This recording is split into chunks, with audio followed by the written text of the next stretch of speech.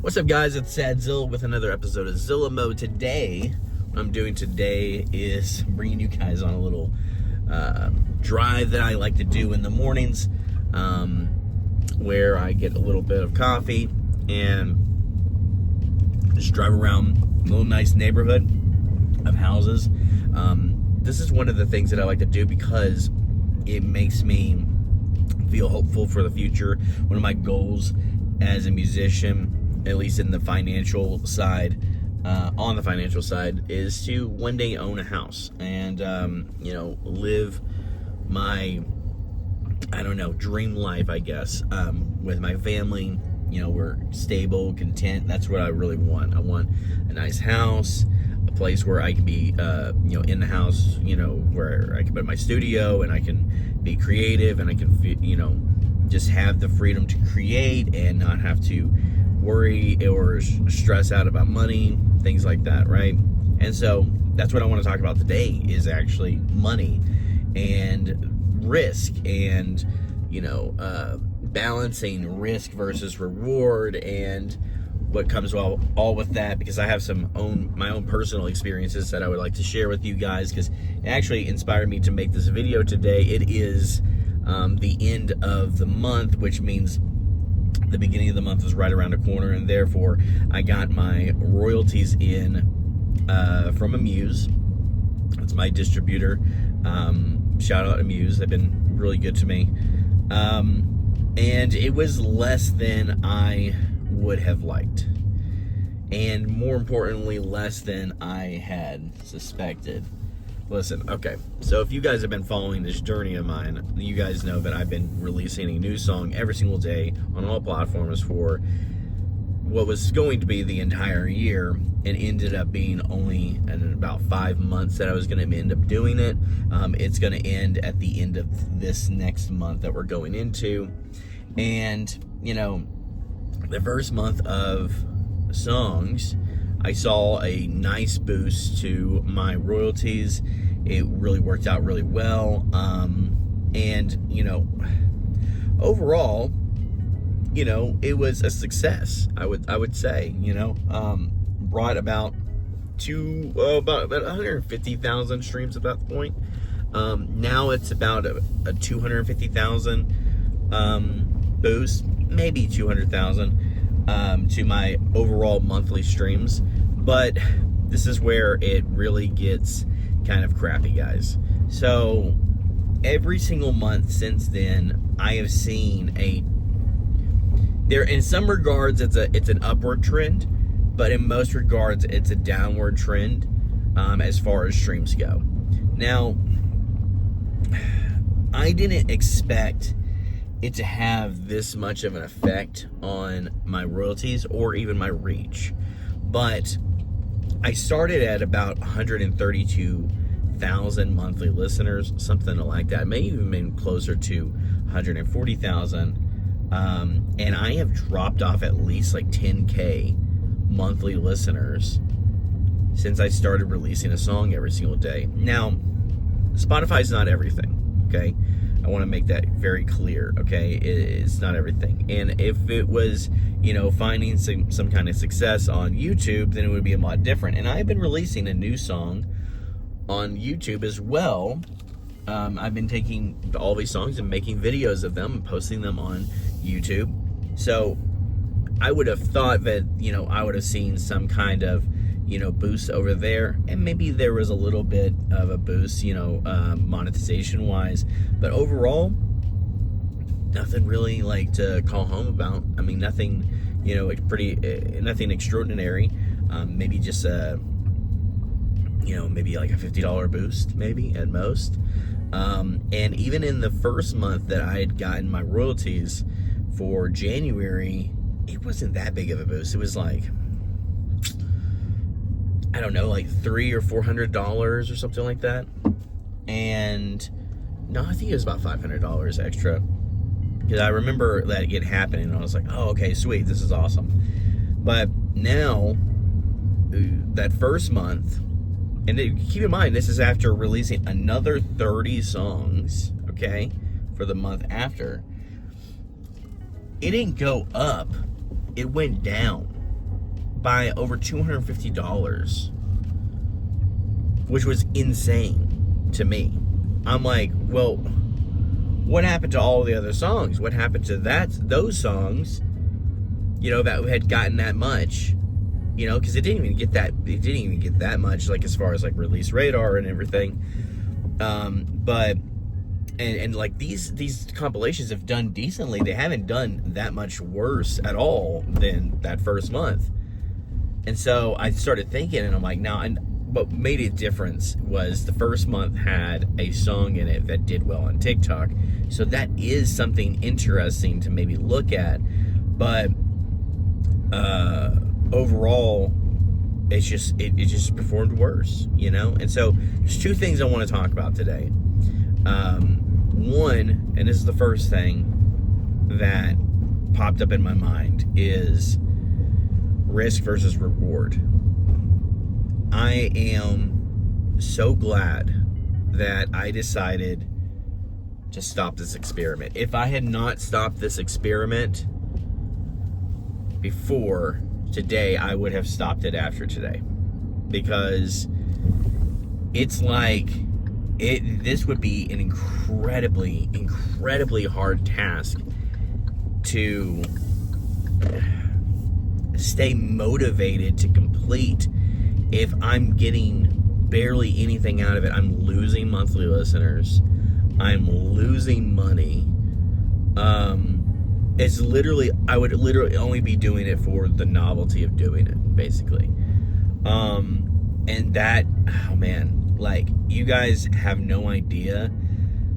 Like, after I thought that, a sense of relief came over to me. I'm like, okay, we're not doing it anymore. We're like, that's what I want to talk about, is risk versus reward. Was it risky to drop a song every single day?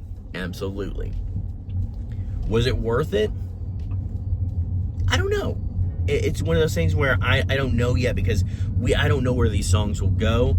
I don't know, there's so many songs that I can promote and everything. There's going to be a lot of learning about these songs. I mean, we're talking like over 150 songs. So hopefully, some more of these can pop off and do well.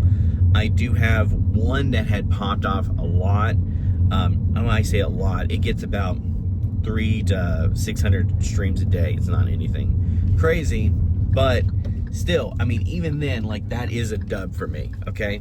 That brings in at least like a couple more $100 for me a month, which is what makes this even crazier, is that even after all these songs, it's like that one song is doing so much more of the heavy lifting, which is pretty incredible, to be honest with you.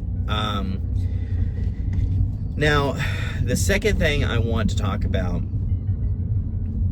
is maybe there's three things I want to talk about. So the second thing I want to talk about is, where am I going now? What is the mindset switch? And how am I going to promote or approach music moving forward?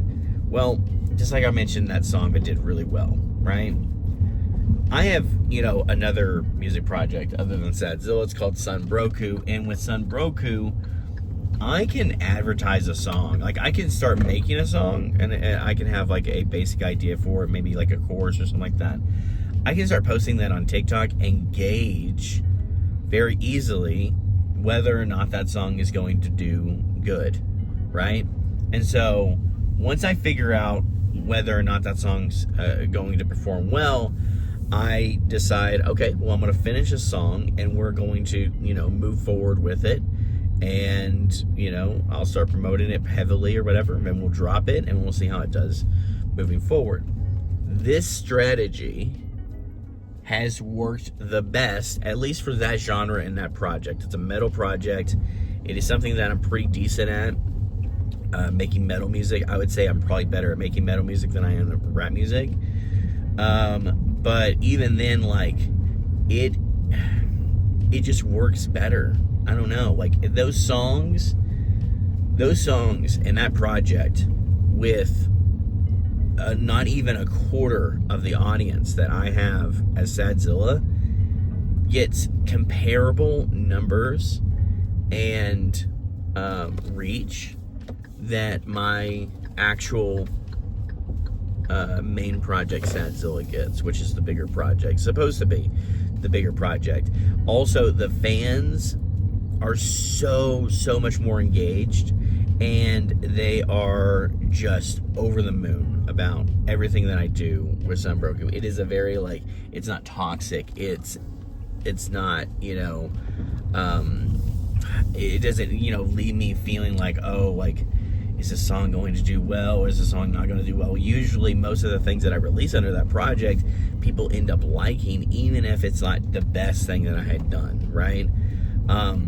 And I think it's because, one, I haven't saturated that audience too much, and then two, you know, like, I just have dedicated listeners that connect to my songs through there. I write from a very, like, emotional, like, relatable place that people really just gravitate towards, and I try to make most of my music under that project very relatable. Now, my problem is that how do I do that with this project? And you're probably wondering to yourself, at least I would hope so, how can you also have the same kind of effect with your music? And that is something that I'm gonna still try to lull over in my head and figure out over time. And, you know, if I, you know, figure out any, you know, magic, you know, secret ingredient, you know, I'll let you guys know. But I do know one thing for sure, that the strategy of taking a step back, figuring out one song at a time, and, you know, if a song doesn't perform well on TikTok, it's okay to put that one on the back burner. You know what I'm saying? And maybe, like, promote it every once in a while and be like, hey, you know, test the pulse of the audience and see, like, hey, do you guys like this song? Do you guys want me to release a song? What are you guys thinking? You know? Instead of just like, hey, I'm going to give you guys everything all the time, every single day. You guys are going to get something new from me, you know? And there is a novelty to that, obviously, and there is a cool factor to that a bit to some certain listeners, but most people aren't paying attention. I'm just basically, you know, throwing songs out there. There's a lot of songs even to this day from that project, the 365 project, that I still haven't even posted on social media. One, because I don't, you know, believe in them as much as I would like, and then two, it's just maybe the song just doesn't fit with my TikTok style or whatever the case may be. But either way, that is something that I want to think more about and approach music in a smarter way. It also allows me to take a step back and relax, right? I've been making these videos, talking to you guys, which has been like a really cool part of my day. You know, my son goes to school in the mornings, and so I have a little bit of free time to where I can go get content, focusing on the content more and focusing on how I'm promoting the songs that I do have. That's what I've been getting a little bit more joy out of. It's also just allowing me to take a step back and relax for once, and take some of the pressure off of my shoulders. As far as, like, you know, finances and stuff like that, it's easy to get caught up in like the numbers, like today, like things going down, like, you know, it's you don't know what to expect, and that's a tough thing, you know, because, you know, you need stability in your finances, and especially if you're taking care of, you know, a family like I am. And so that kind of stuff does add some pressure, but thankfully I have a great support system with my wife, and you know, we make it work no matter what, you know. So it's not, like, listen guys, it's not the end of the world. I'm not trying to say like, oh my gosh, he's complaining about like $200-300 less than, you know, money or whatever. I'm not even making anything with my music. Listen, I'm just saying that, like, when you get to that point, like, where you are relying on that money, it does add that pressure, right? So you think like, well, what can I do? What changes can I make to increase the revenue or to increase the reach so that eventually I can do that. And so there is a pressure there, and I'm trying to alleviate that pressure by it's actually doing less and getting more out of it, which is crazy to say, guys. I was watching a video recently. It's from Nick D. Say what you will about Nick D. Dude has had his own success with his own, style of creating. He actually does probably the same thing that, like, he does release consistently, and he tells people to release consistently, but how he approaches the release strategy is a little bit more similar to what I'm going to be doing as well, which is something that I was already doing with Sunbroku, but it seems like that's actually really the way to go, guys, is, start making songs, preview them on social media, gauge the audience, see what people are thinking, and then take those songs and then finish them and then release them to the public. So, you can create a lot. You don't have to, not create, but, being purposeful with your creations and really, diving into the details of it and advertising it and putting it out there. And there's a joy, by the way, guys, that comes with that, where you're working on something, you're like, hey, let me show it off. And then you can kind of see, there's a dopamine factor that comes into play when it comes to that kind of stuff. I get excited when I'm going to preview a new song and see how it does. And the audience reacts very well to it too, because they see that you're in the process of making something, especially if you present it like that. Hey, I'm working on this. What do you guys think? And then, let's say, I post a video of me looking at my screen, recording this song that I'm working on or whatever, and then that thing goes viral because people are like, yo, we got to get the song, right? Then oh my gosh, I get to finish this song knowing that, I have a potential hit for sure ready to go. And that is such a cool feeling to have, that it kind of changes the whole way that you approach a song.